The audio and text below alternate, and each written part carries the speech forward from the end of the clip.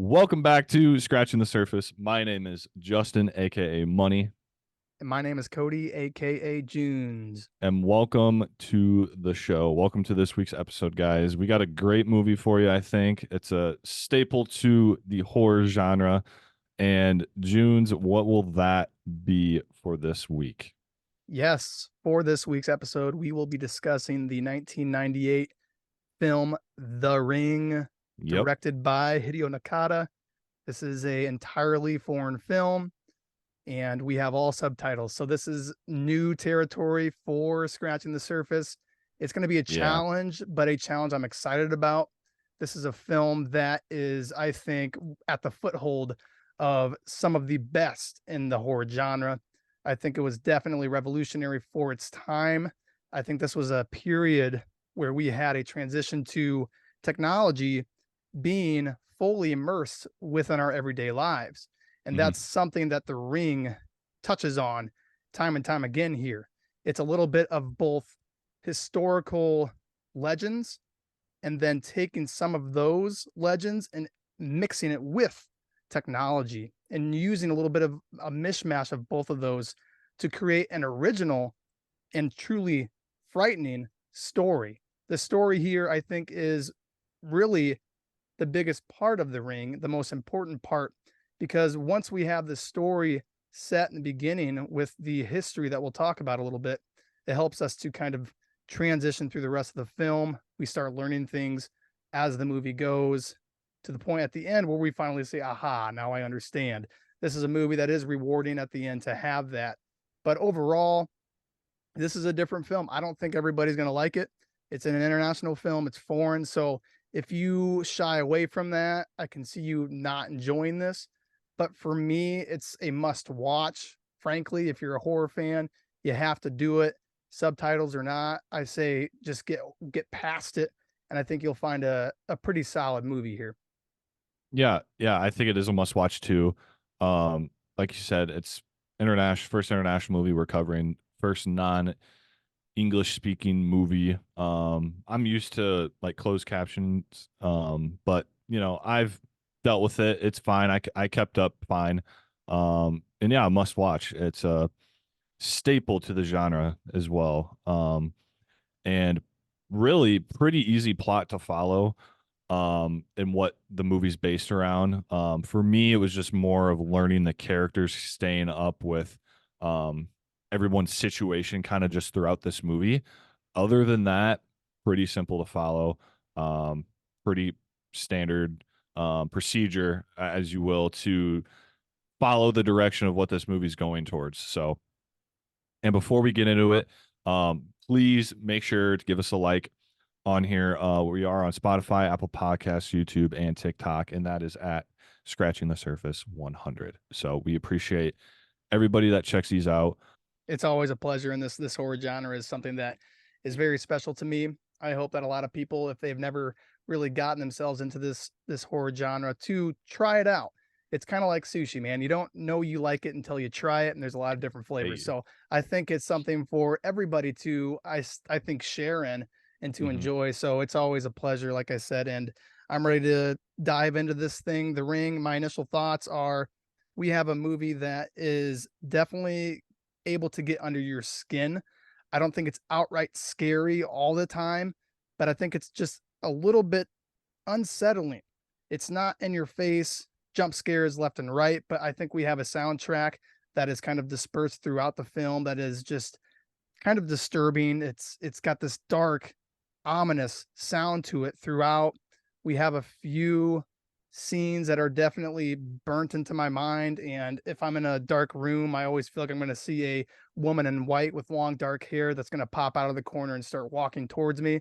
Those are imageries from the film of The Ring that make it so legendary for this genre. Whether you really like the film or not, you can't deny the scariness of that image of Sadako, the woman in white with the long black hair. That's something that I think is The Ring at its finest. We also have that really legendary shot as well of the close-up shot of Sadako's eye. I think that's something that everybody kind of recognizes within the genre, whether you've watched it or not. And I think with scary movie, the spoof film that kind of made fun of The Ring. I almost wish I never watched that growing up because it Yeah. sort of took away from the greatness that actually was this original Ring movie. And then you have the American version, of course, in 2002 that came out, nowhere close to what this one is. The Ring, the international film, The Ring from 1998, is the Ring to me, and it should be for everybody within this genre. I'm not trying to hate on the American version, but I do truly think that this is greatness for the genre, and people should try to watch it. Give it a try. Yeah, that makes me curious to see what your score is going to be at the end too. As of mine, and I agree with you. Like seeing all these other spoofs, parodies, other shows. I know like Family Guy has episodes too where they, spin off of The Ring and affect, how some of those scenes are in other shows, and it's just this goes down the rabbit hole. I won't get into it, but yeah, it definitely is a must, and this is the core of it. So we're getting at the core here today. So I'm excited. Yeah, and would you agree with me, Money, that the spoofs and all of that kind of skews a lot of people's view of this film as if it's Oh not as gosh. high of quality as it is? Yeah, because I feel like there's more viewers towards those than there are of this 1998 film alone. Like you ask people, "Hey, have you seen The Ring?" Well, yeah, I've seen Scary Movie 3. Like it's just stuff like that. Like, how many people have actually seen this original 98 film? Probably, compared to everyone else that is just known for seeing all these spin-offs and things like that with other shows and movies, even the early 2000s film, the American film that came out. It's probably not as much. So, yeah, but I'm glad that's, we're covering this today. Hopefully we can shed some light to it is all. So, and I'm excited to get into this. Yeah, there's some international films over in Japan and South Korea that I do think put out some quality stuff, and it's worth checking from time to time Yeah. if there is anything from those countries that are worth watching. You might have to get over the subtitles, but we talked about it. It's not a whole lot to hold you back. I did find myself rewinding every 30 seconds to just kind of catch up on what the hell they were saying because some of the names Yeah. here that we discuss are very, very easy to forget and also Yeah. very easy to mispronounce. Yeah. So we apologize in advance for that. But well, I got some stuff pulled up. We'll try to do our best. Junes, I'm sure you do too, to pronounce these right, keep everyone included, and keep the flow of the plot going here for you guys. And also, don't forget we are doing another table talk session, so you won't want to miss that. It's going to be hopefully right about in the middle of this episode. So, without further ado, Junes, what do you say? Let's get into it. Yes, sir. Let's dissect this thing. Let's dissect it. So, basically, like I said in the beginning, easy plot to follow, easy thing. What the problem is in this movie with what the characters face is easy to follow and what they're trying to get after. Like I said, it's more of the characters and their emotions and things that we have to keep caught up with to better understand what's going to happen. I think is more of a problem, and that was for me, especially trying to read sub captions and things like that, and learn. Really, just trying to learn and indulge myself in these characters. But basically, we start off with a sleepover with a couple girls, Tomoko and Masami, and basically they're just kind of hanging out and discussing this urban legend. So we get spoon fed right away, basically what is happening with some people that we learn too in the community that eventually die here shortly. Kind of like in the next scene after this, uh, about this cursed video tape, this VHS tape that people are watching, and basically whoever views it, whoever watches it dies 7 days later, and you get some phone calls, someone talks to you on the other end, but in here we actually kind of get like a false alarm, and it brings me back to like Scary Movie 3 again. Like I wish I'd never seen it. Like Yeah. they answer and it's just their mom, and it's almost like a prank. I think it's kind of like how the couple girls describe it, like, oh, it's just your mom, and like, you know the whole vibe we get is like, oh, like, they keep saying like this isn't real, like you're funny, like, and then we get some intense moments where they're like, quit it, like cut it out. So high intensity of a couple emotions here in this opening scene with these two girls. And another thing we'll see too, common theme is like when that moment of like death, we see these black and white shots of the characters, and we see that a handful of times throughout the film. I thought that was a good spice, a little interesting thing to Mhm. add to it. Um, something, you know, to remember for this film, that classic like black and white, like almost like right on the brink of death. Like we get some cool shots of them dying and still shots, black and white. It's pretty cool, and the sound effects behind it too.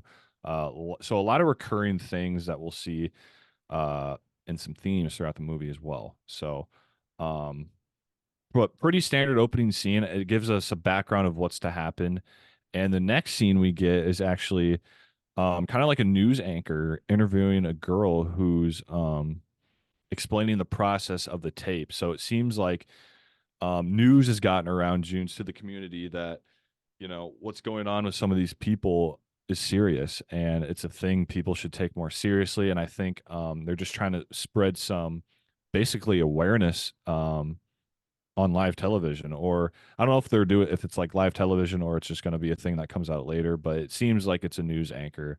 um, and we see also as well a new girl who I'm going to pronounce it, and I believe it's Ryoku Asawaka. I'm just going to call her Asawaka. That's like the main protagonist of this movie. And we learn about a little bit about her background. I believe she's a journalist. We see her work environment too, and her son.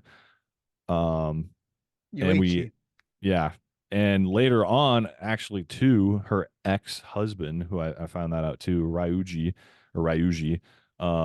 So we get the core of this like family, if you will, and we mainly see them throughout it. But with this new scene, like I said, we see the news anchor happening, some exposure to her, a couple other characters, her work environment. So far pretty standard and pretty easy to follow, I'd say. Yep, I like these scenes where we kind of get introduced to the legend.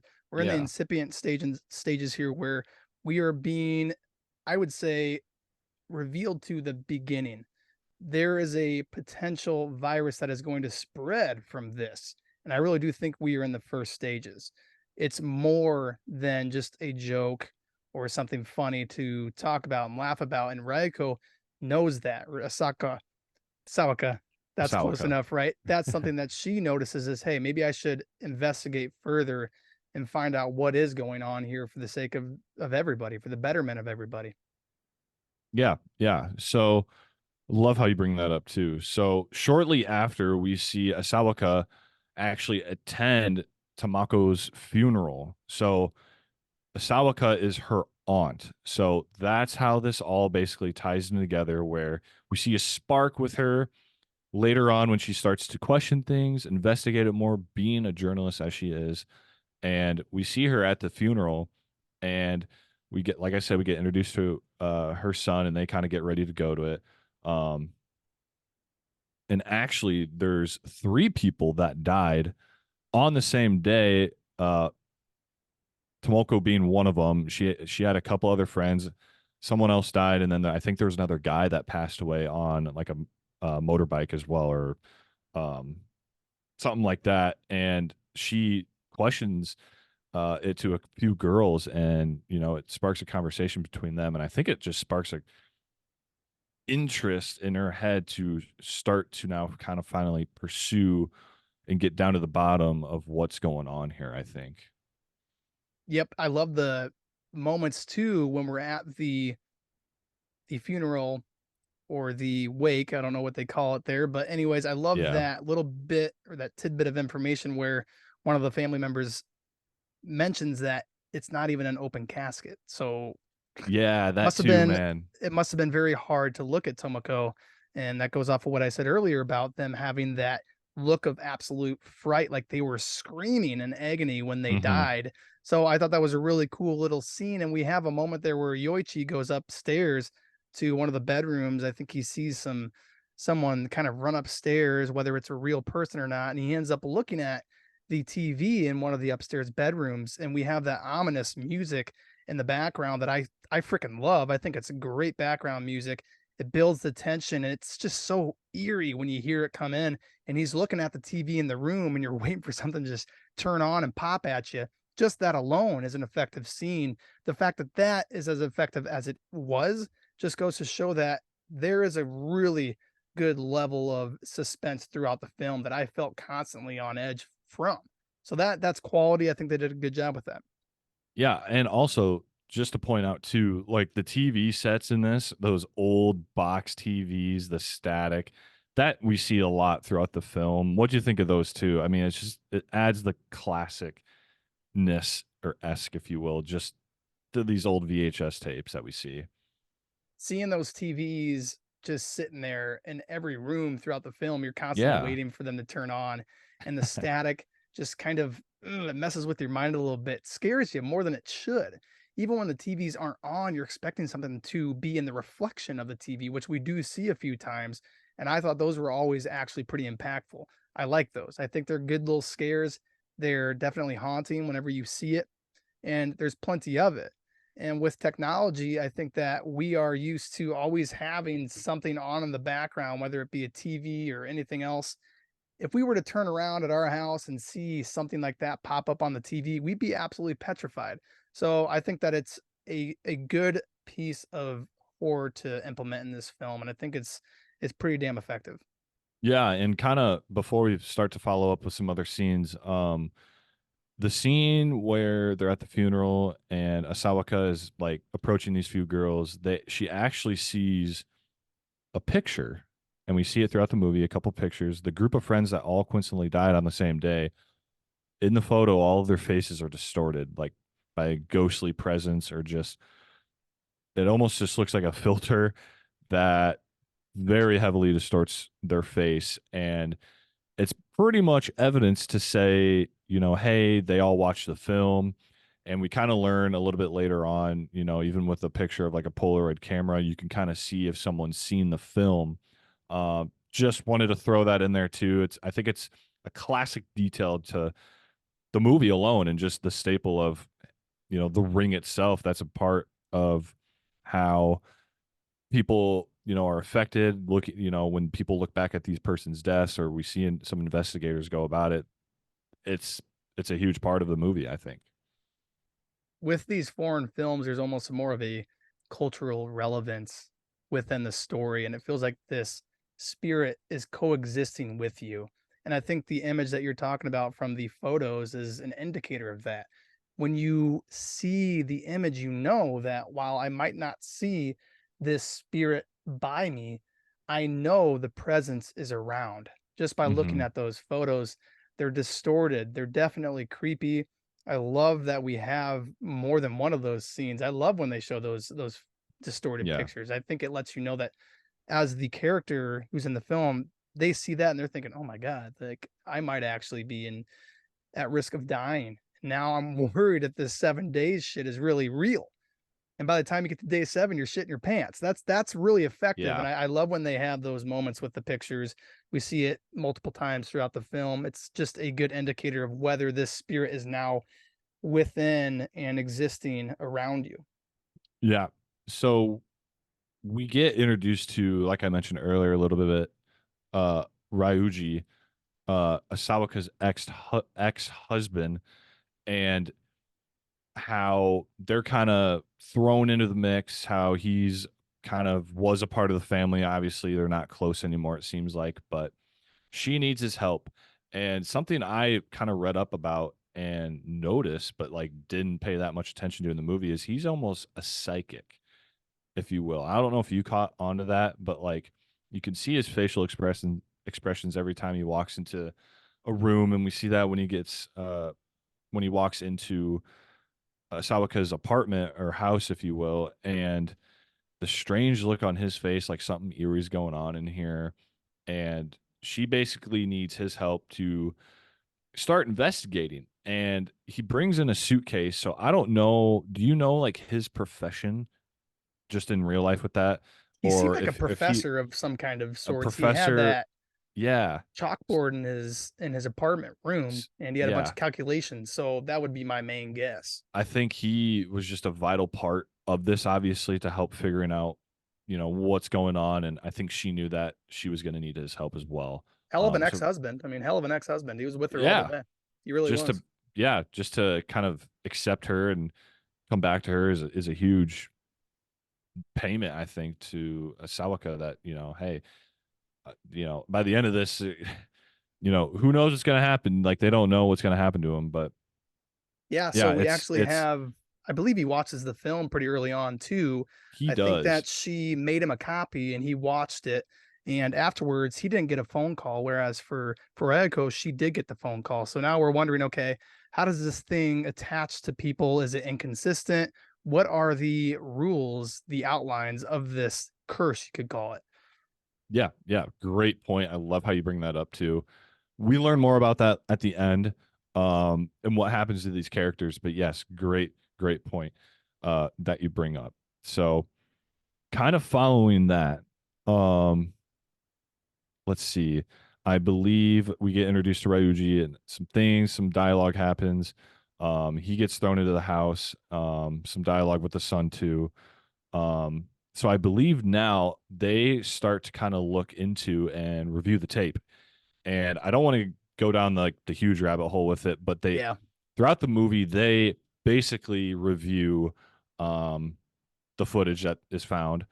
So both of them now are exposed and very worried more than Ryuji. Asawaka is heavily, she has this level of intensity throughout the movie where she doesn't like to waste time. And Ryuji just kind of like pushes things back, I'll get to it the next day and things like that. But they actually, like we do with our episodes, they dissect that tape. So any audible clips they can pick up, they literally go frame by frame. We see some very disturbing, while I'm on this, we should talk about the actual tape itself.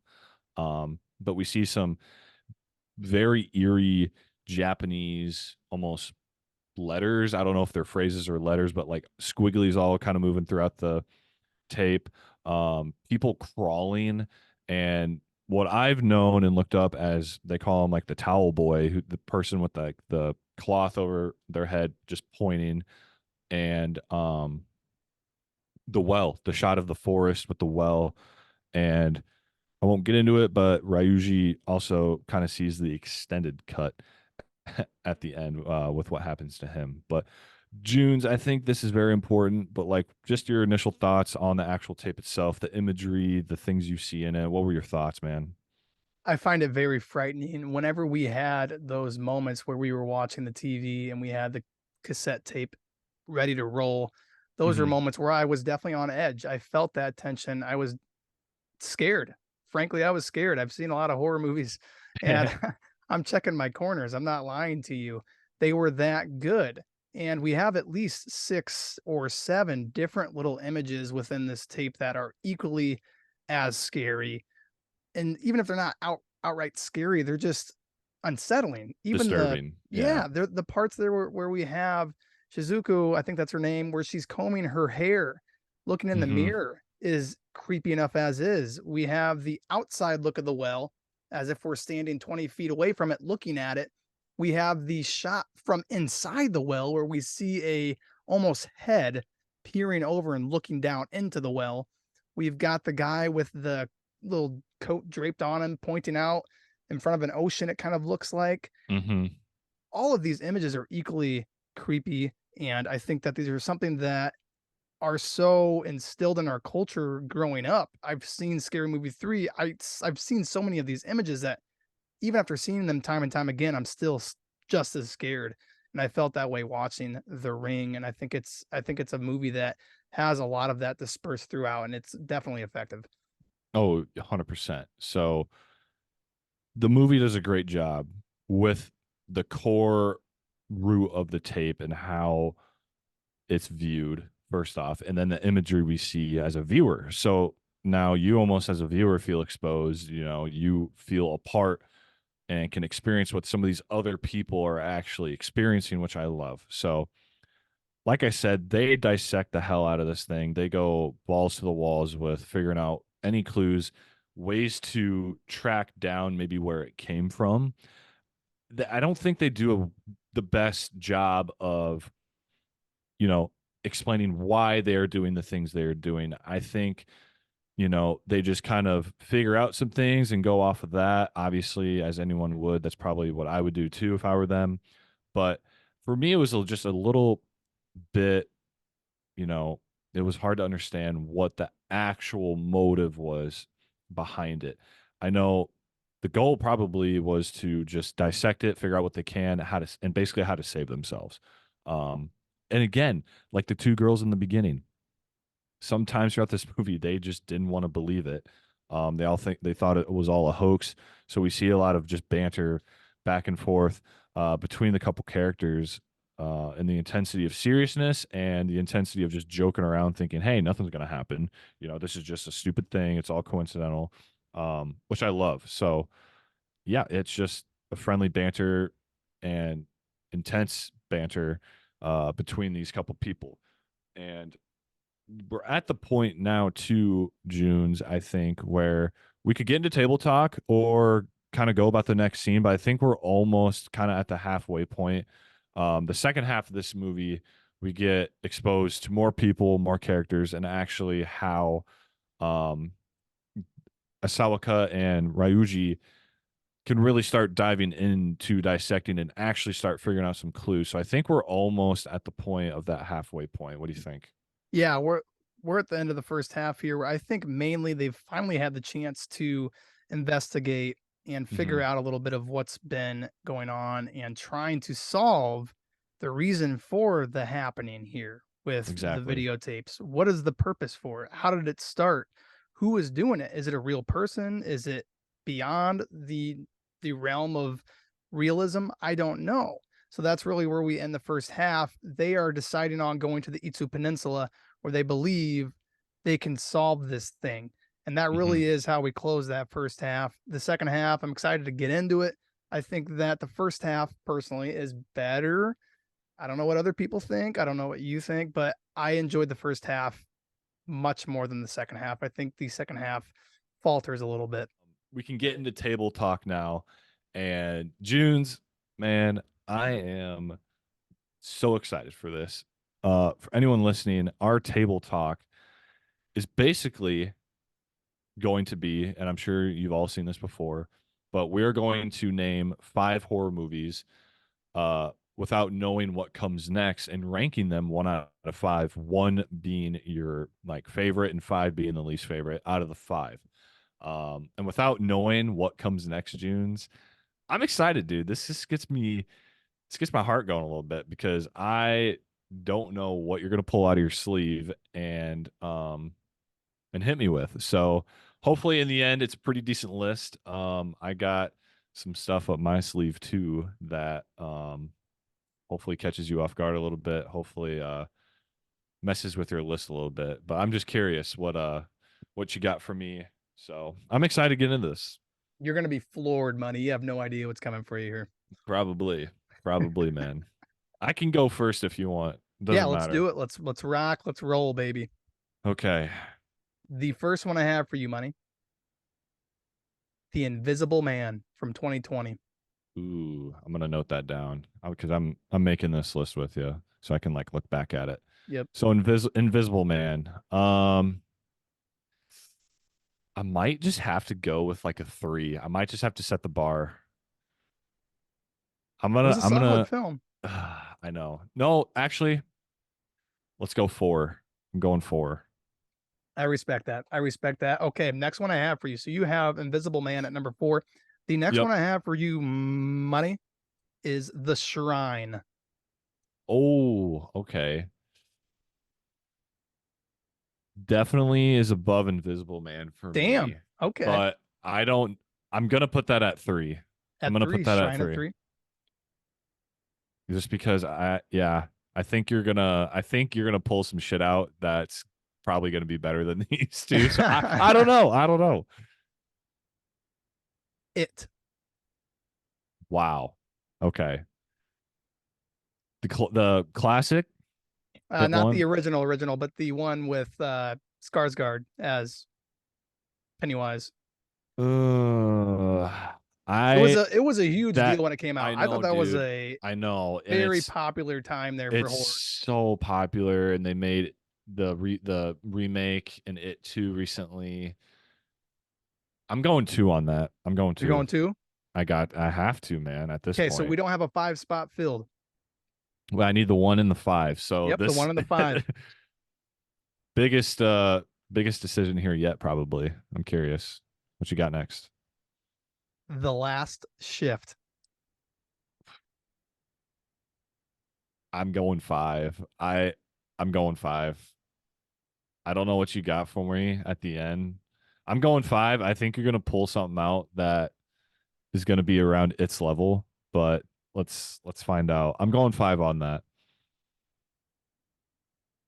The last one I have for you, money, is Barbarian.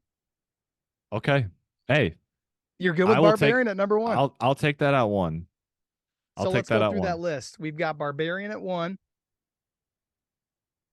I had Barbarian, It, The Shrine, Invisible Man, and The Last Shift. That's not bad. I Not a would say bad that's list. fairly. I'd say that's fairly good. Without knowing what comes next, I'll take that. Blind ranking, I'll take that. So my first movie for you is The Blair Witch Project. Ooh, five. Not a fan. Really? Not a Okay. fan. That was strong. That was okay. Hey, fair enough. It's if it's not your style, it's not your style. I No just arguing with wasn't a that. fan. Looking back on it, man, I just the first watch I was just kind of meh. But I understand it's so huge for the found footage subgenre there of horror. I'm fine with that. I get it. I know why. That's the reason it's so highly rated. But for me as a viewer, my personal opinion, it just wasn't my fave. So I'm going Yeah. five. I feel good about five. Okay. Your next movie, I'm gonna throw at you. Let's see. I'm gonna throw one of your faves, the poster behind you, Nosferatu.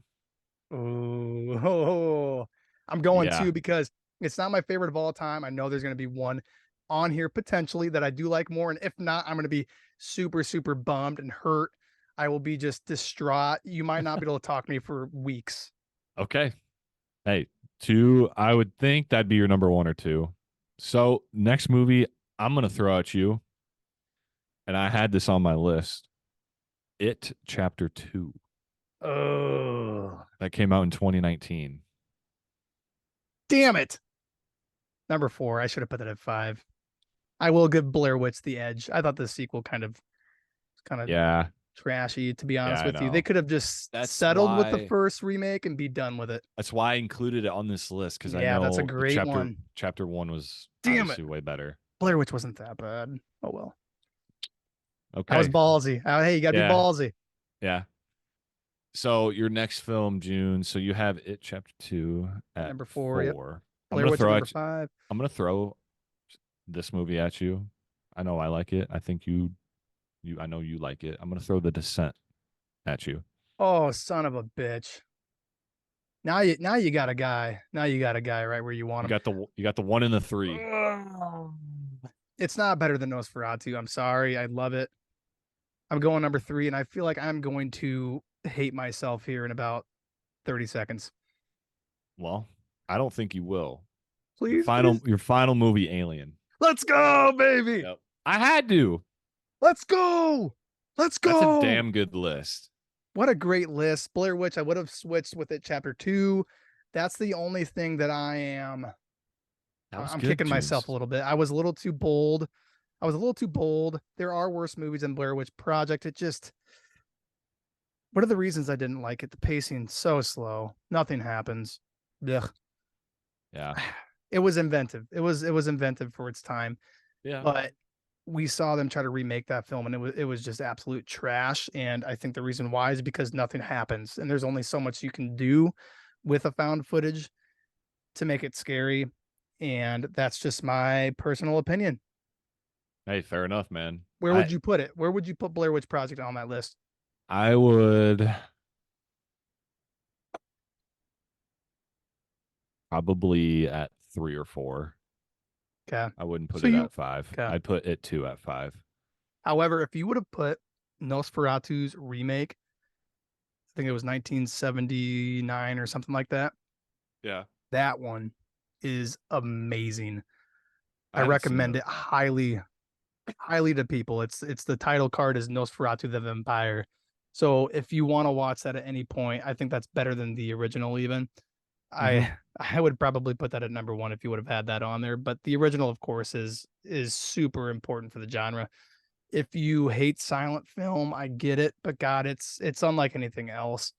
I You could gotta get see that that's hard for people to yeah, get into though. Like you you gotta got to get past understand. the first 15 minutes. You gotta once you get past that point, because when I watch the first 15 minutes, I'm like, what am I watching here? Like, why am I doing this to Yeah, myself? But it actually ends up being really good the back half. So, anyways, that there was we go. fun money. Thank you for leading us into our table talk. I love being able to just openly discuss horror with you. We have very similar ideas when it comes to the horror genre. We both like some similar stuff within it. And it's just Hmm. fun to kind of talk about it and to kind of pick your brain to get more of a understanding of where you stand within this genre, to see what makes you tick, to understand why you watch film and horror specifically. I love hearing about it.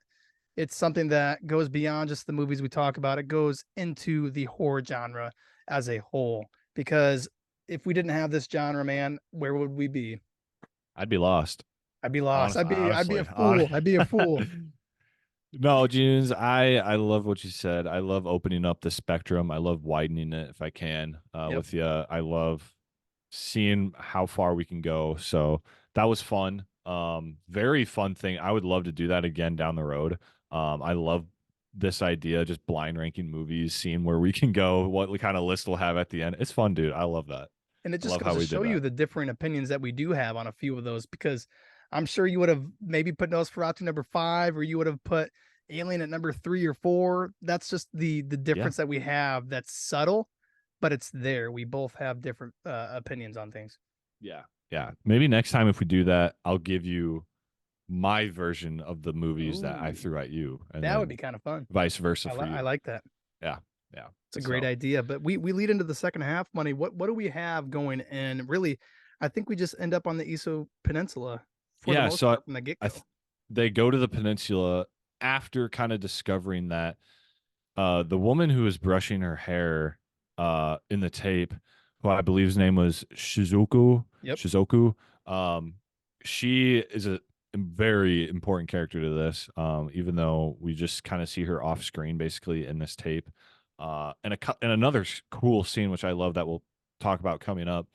Um, she actually threw herself into the volcano on that peninsula.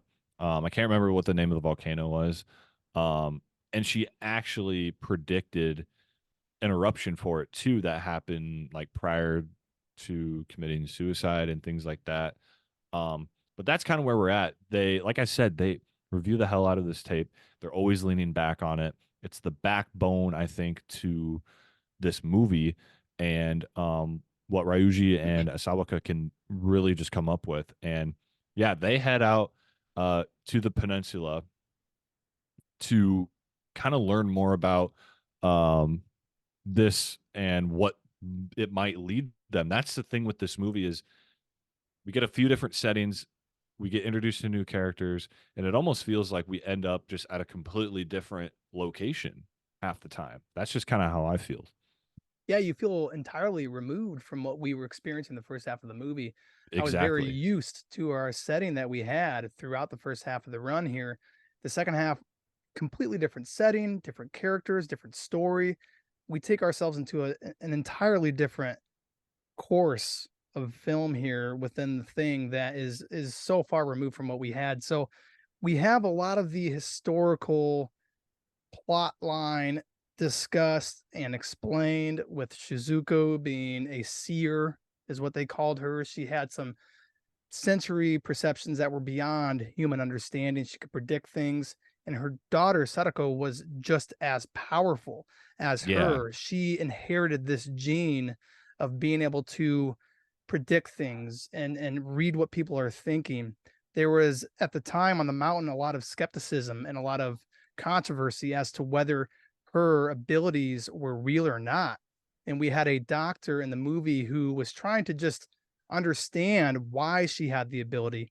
And this doctor kind of, I would say, enhanced her popularity within the mountain and within the region.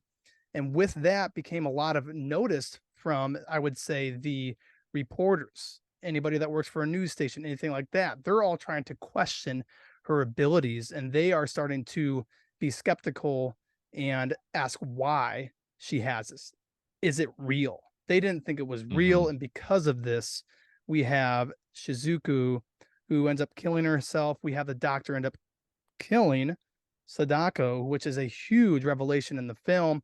This is something when our main characters come upon it, it's a huge part for them to understand why this is happening. Why has all of this been spreading? It's because of Sadako and her rage and what all happened with the deaths that transpired when the interviewers were asking, "You're not actually real. This isn't real. This is all just made up." We actually have Sadako kill one of the reporters, I believe. Yeah, the public demonstration scene was one of my favorite scenes throughout this movie. It was all in black and white. Um, and it's after I believe Ryuji grabs a hold of, I can't remember his name, maybe Takashi. I think it was like her brother or cousin at the time. Well, he's alive. We see him, and he kind of falls down, and as he's picking him up, he gets this flashback, and it's that public demonstration scene, and her killing that reporter, kind of lashing out like this is all fake, this is a hoax, and she's just basically mimicking these paintings um prior to someone drawing them, and this guy just holding both of them up showing like, yep, correct, correct, correct, and she's just literally on par with these things. And there's kind of a lash from the crowd. There's an uprising kind of, and he falls just to his death, dude, and like they all kind of freak out. That was probably one of my favorite scenes, for sure, throughout this film was that. And yeah, like you said too, Sadako gets killed, I think, by her own father. And we see a flashback again from, I think, Asawaka, this time, and she falls into the well, and that's kind of where this movie leads into next. Is they go back home. I think at this point too, Asawaka has like a day left. By the way, we should have been throwing that in there more. She's got like a day left. It's almost been a week, 7 days since she watched the first film as well. So what I kind of got from this Junes now is that this is like a race against time where they need to get back. Asawaka's got like a day.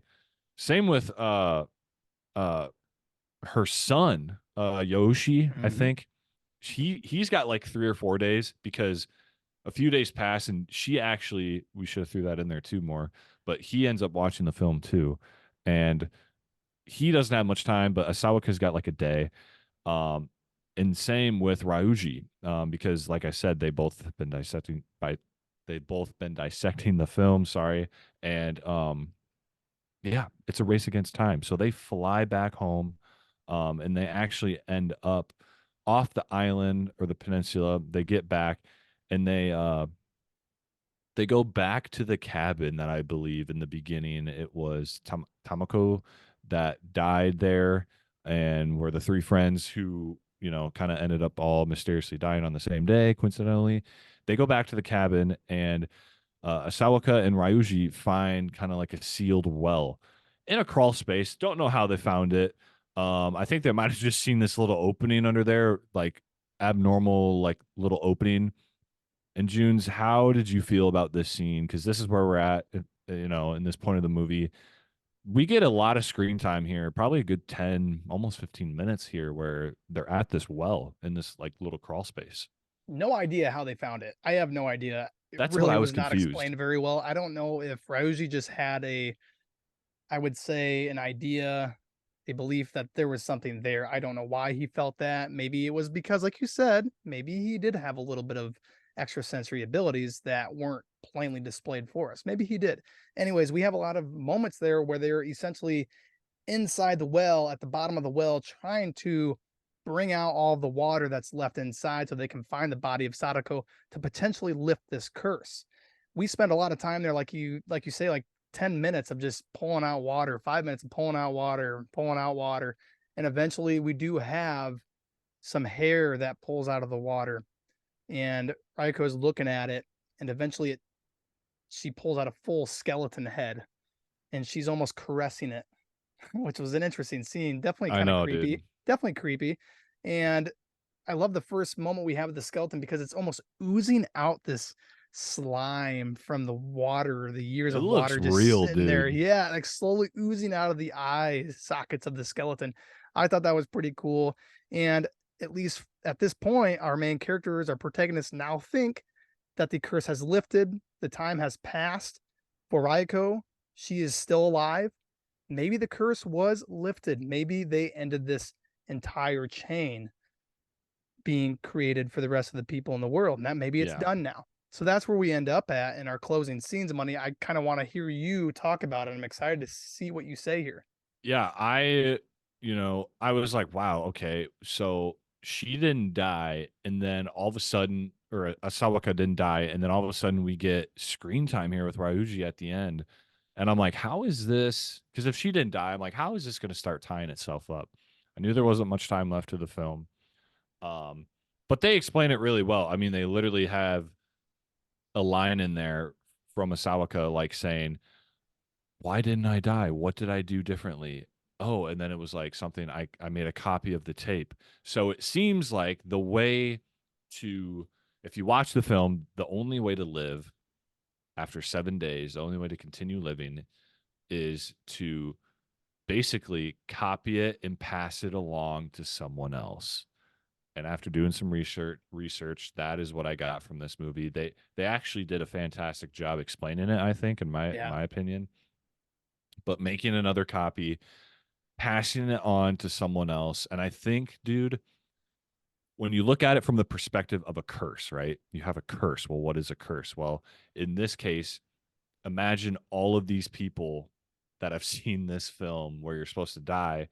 So the purpose of wanting to live, getting a copy out. So this curse, dude, is just spreading like a virus, and I know there's prequels and sequels to the original 98 film that we have here, with Ring or Ringu, if you want to call it that. So imagine a world, dude, where you just have hundreds, thousands, millions of people where who've seen this tape and trying to survive. Well, they don't want to die. So I think that's such a cool aroma, if you will, of just how this curse can spread. So I love that. But we get to see here our final scenes of Ryuji unfortunately passing. I was not expecting that. Nope. But he, like I mentioned in the beginning, he kind of gets this extended version of the film.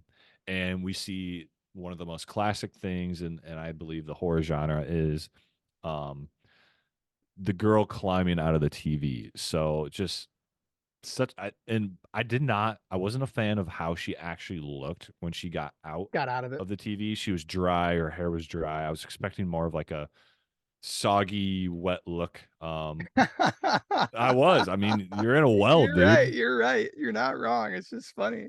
You're in a well. Like even the skin, like, and we see the evil eye as well, like, but no face, but that's how it should be. I love that. But he kind of falls down, starts to try to crawl away, and he basically dies at her command. Basically, she has the physical power to do that, and we learned that earlier.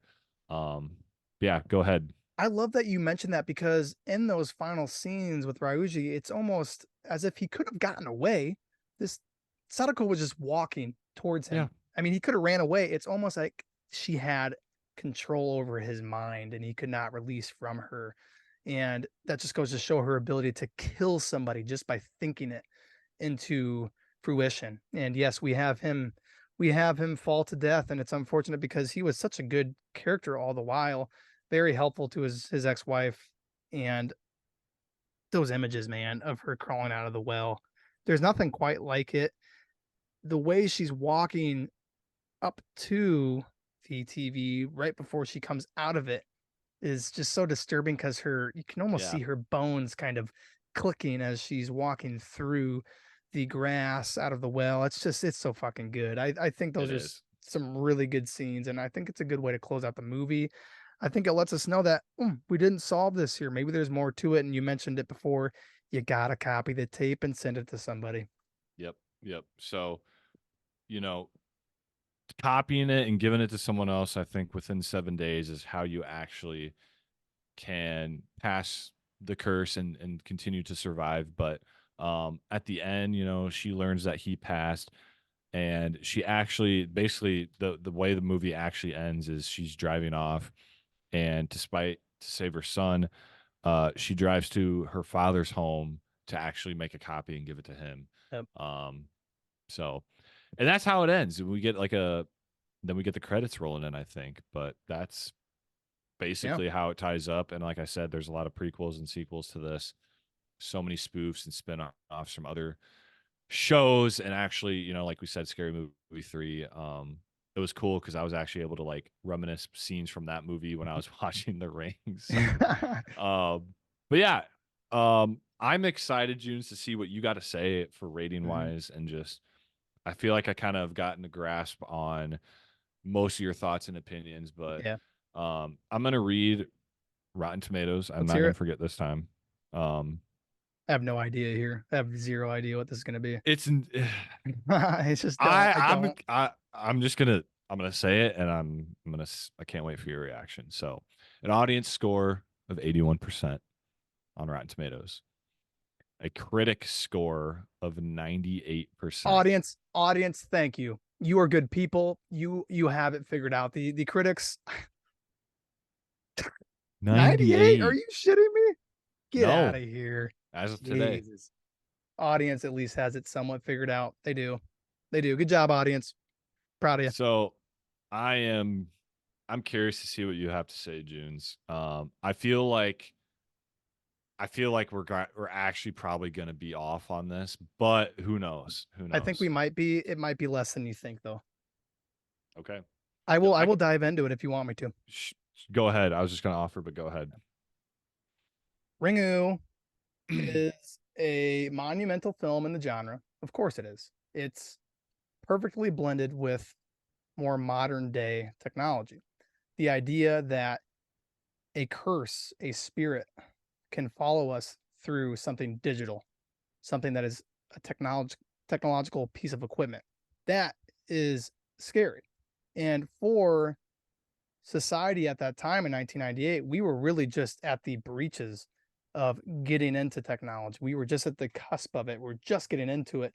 And to see something that's horrific like this in our common everyday items in our household that we see, it's scary as hell, man. You see a TV, you're every time I see a TV now, I'm going to be questioning if there's going to be something ready to pop out.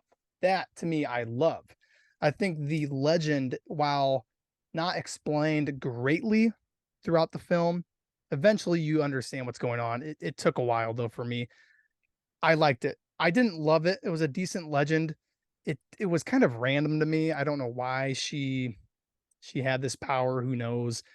It's not really a scary legend, honestly, if I'm being frank, but I like the idea. I love the idea really of spreading it like a virus. Sadako's rage.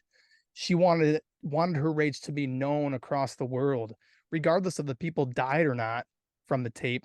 They at least knew of her story, and she wanted them to know that she died in that well, and she was really cruelly murdered by her father. I love that. I think our characters are good, but the acting just okay. I didn't really care for it. There was a few pretty cheesy scenes with Ryoko that her acting could have definitely been better. So that kind of took away from some of the seriousness for me.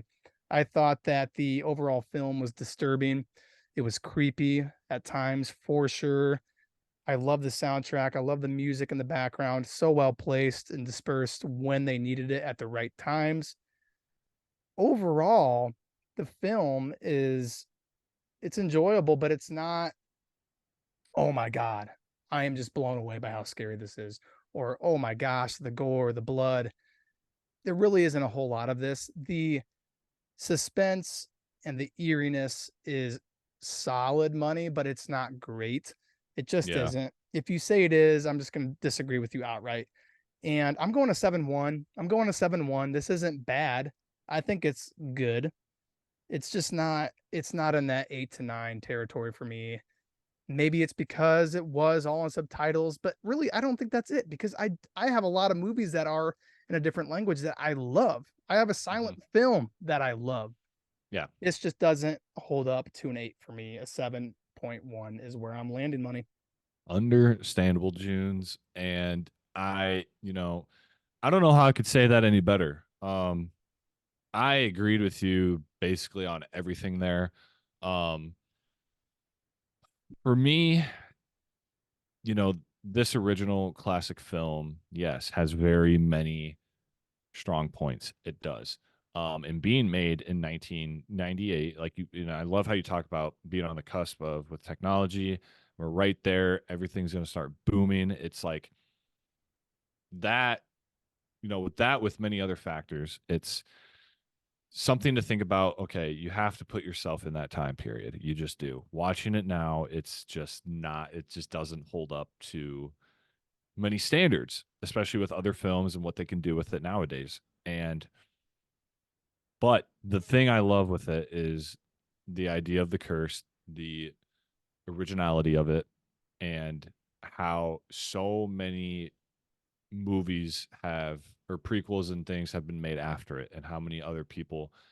Basically, I'm trying to say is how popular it's become to, especially the horror genre society, but I would say just even most people, movie watchers in today's society.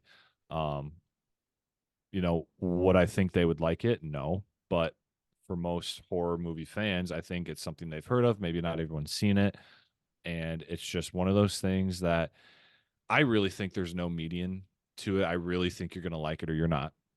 Um, but very, very cool shots in the movie. I love the cinematography.